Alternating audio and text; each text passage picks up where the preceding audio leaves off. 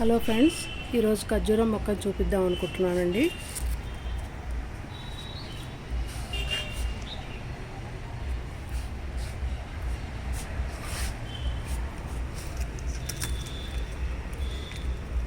ఈ ఖర్జూరాలు తిన్న తర్వాత ఈ గింజనండి చిన్న కొబ్బరి టెంక తీసుకొని ఇందులో ఈ మట్టిలో పెట్టానండి.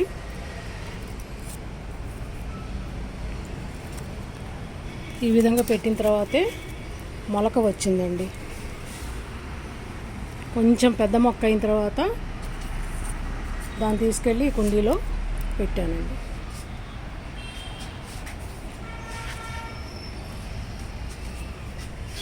ఇది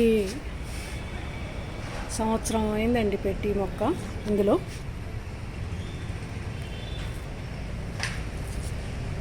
మళ్ళీ కుండీ మార్చాలండి, కొంచెం పెద్దదైంది.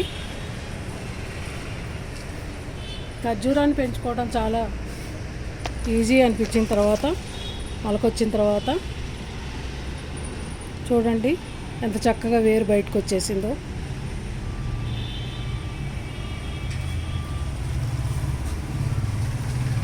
ఎప్పటి నుంచో కూడా ఈ మొక్క పెట్టాలని అనుకున్నానండి. కాకపోతే మన దగ్గర కాస్తుందో లేదో, మన దగ్గర కాస్తుందంటే ఈ ప్రాంతాల్లో కాస్తుందో లేదో, అది కాకుండా కుండీలో కాయటం అనేది కష్టమేమో అనిపించింది. అయినా కూడా ప్రయత్నం చేద్దామనే ఉద్దేశంతో ఇందులో పెట్టానండి. ఈ కుండీ సరిపోతే తర్వాత మారుస్తానండి కుండీ.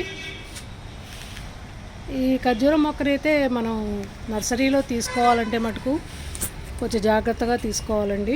ఎందువల్లంటే ఈత మొక్కలును ఖర్జూరం మొక్కలు ఒకలానే ఉంటాయండి.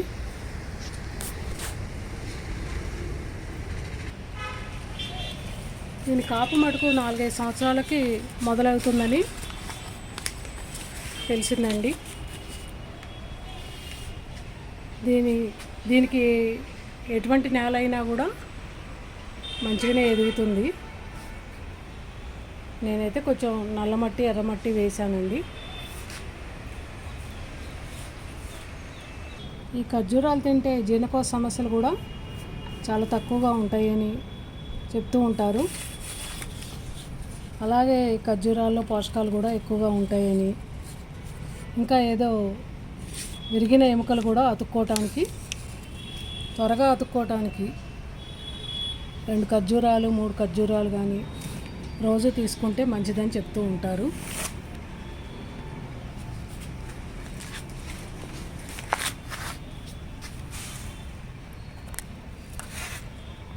దీనికైతే ఎక్కువ నీరు కూడా అవసరం లేదంటున్నారండి.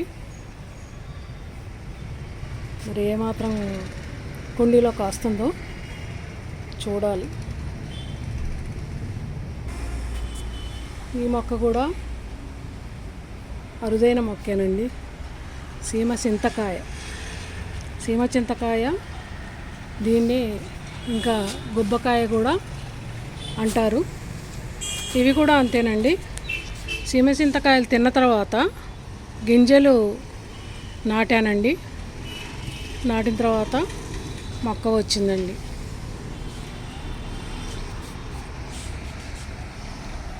కిందటి సంవత్సరం మటుకు పూత వచ్చిందండి. ఇది 3 సంవత్సరాల మొక్క. పూత వచ్చి మొత్తం కూడా రాలిపోయిందండి. ఈ సంవత్సరం మటుకు కొద్దిగా కాయలు వస్తున్నాయండి. అంటే నేల మీద పెడితే ఇంకా మంచిగా వచ్చేవేమో, కుండీలో పెట్టడం వల్ల కొంచెం కాయలు తక్కువగానే వచ్చినాయి.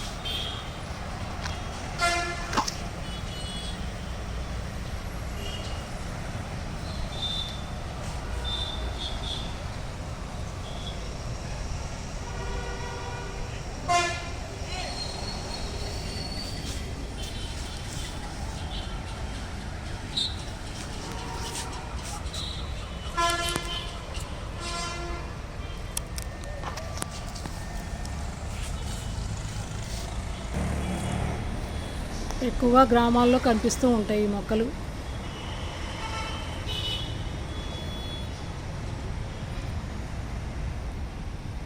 నేల మీద పెడితే ఇప్పటికే ఒక పెద్ద చెట్టు అయిపోయేది.